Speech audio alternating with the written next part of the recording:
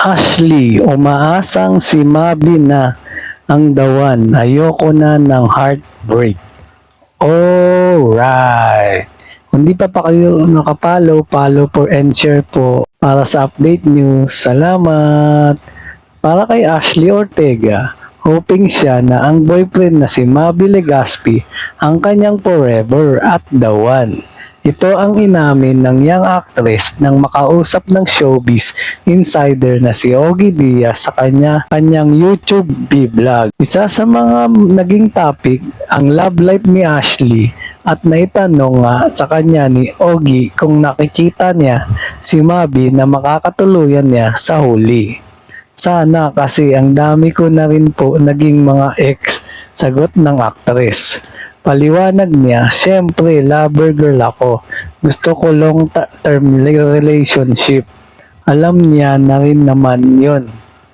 Naikwento pa nga ni Ashley na bago naging sila ni Mabi ay tinanong muna niya ito kung sigurado na sa papasuking relasyon lalo na sa kanilang age gap. Nung nanliligaw pa lang siya, he's 3 years younger than me. Sabi ko, sure ka ba sa akin? Enjoy mo muna yung youth mo. You're young, you're handsome, you have a career. Chika niya kay Ogie. Dagdag pa ng 26 years old actress, ako matanda na ako. Siyempre, yung next step ko in life is to settle down na at the right age. Ayoko na mag-invest ng feeling sa isang lalaki tapos ang ending magbe-break din naman. Ayoko na ng ganon. Pero hindi ko naman siya pinipresyo sa ganon. Masyadong maaga yun. Kumbaga sinabi ko this is my mindset. If I'm going to have a boyfriend, sana yun na lang last paglilinaw pa niya. Sinabi rin ni Ashley na tinitiyak sa kanya ni Mabi na gagawin ito ang kanyang makakaya upang maging deserving sa kanya. I hope it's him. Ayoko na ng heartbreak. Hindi ko na kaya. Pero syempre, huwag tayo magsalita ng tapos. We'll never know. Yung mga long-term relation nga, di ba nag-iwalay rin sa ad niya. Kasunod niyan ay nagpapasalamat siya sa ina ni Mabi na si Carmina Villarreal dahil naging supportive ito sa kanya matapos maibig sa reality show na Pinoy Big Brother.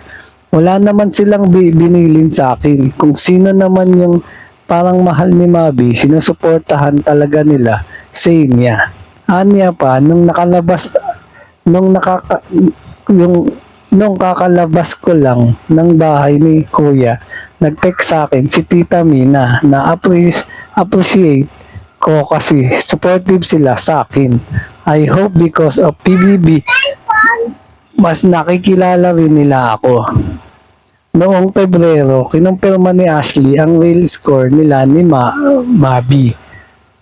Kung maaalala dati, nang naging karelasyon ng aktres si Lucena City Mayor Mark Alcala, habang si Mabi naman ay naling sa aktres na si Kylene Alcantara na ngayon ay boyfriend ng basketball player na si Kobe Paras.